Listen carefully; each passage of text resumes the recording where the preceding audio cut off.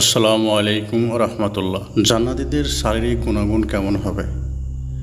জান্নাতীদের চেহারা আলোকময় হবে, চক্ষুদ্বয় লাজুক হবে, মাথার চুল ব্যতীত শরীরের আর কোথাও কোনো চুল থাকবে না, এমনকি দাড়ি গোঁফ থাকবে না।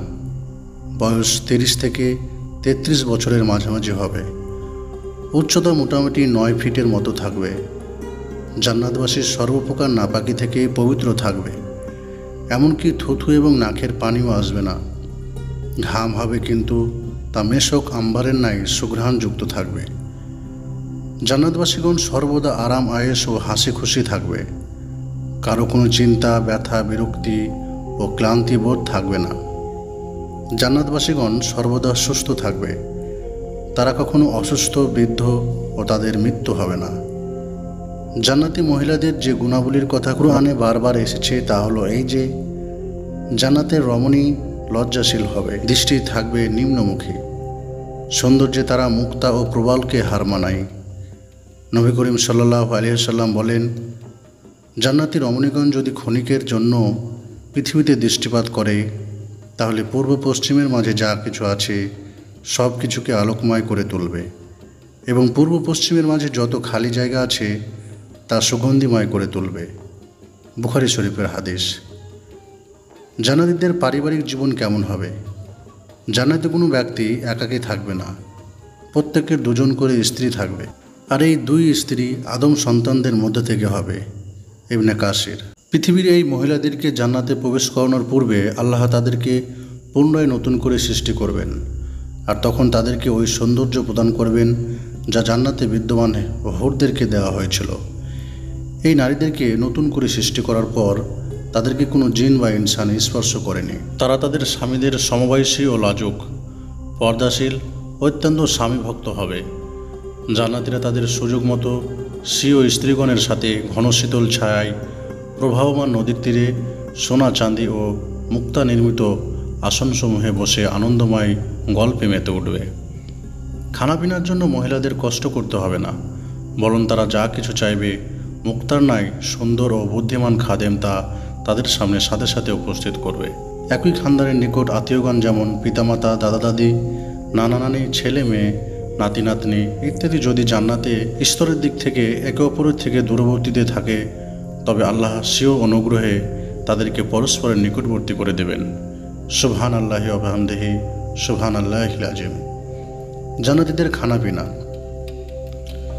জান্নাতে প্রবেশ করার পর জান্নাতবাসীগণকে সর্বপ্রথম মাছের কলিজা দিয়ে আপ্যায়ন করা হবে, এরপর গরুর গোশত দিয়ে আপ্যায়ন করা হবে, আর পানীয় হিসেবে প্রথমে দেওয়া হবে সালসাবি নামক ঝর্ণার পানি, যা আদার স্বাদ মিশ্রিত হবে।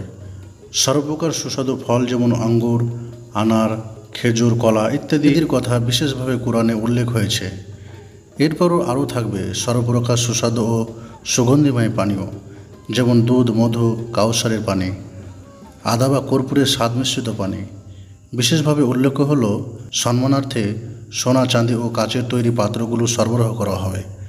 খানাপিনার স্বাদ কখনো নষ্ট হবে না, বরং সর্বক্ষণেই তারা নতুন নতুন খানাপিনা থেকে কোনো প্রকার গন্ধ, ঝাল, আলসত, ঠান্ডা বা খারাপ নেশাদার হবে না। জান্নাতি নিজে যদি কোনো গাছের ফল খেতে চায়, তাহলে স্বয়ং ওই ফল তার হাতের নাগালেই চলে আসবে। কোনো পাখির গোশত খেতে চাইলে তখনই প্রস্তুত করে তার সামনে উল্লেখ করা হবে।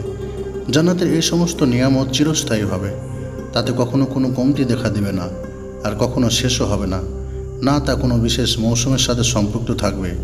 আরও বড় বিষয় হলো এই যে, এই নিয়ামতগুলি পাওয়ার জন্য জান্নাতীকে কারো কাছ থেকে কোনো অনুমতি নিতে হবে না।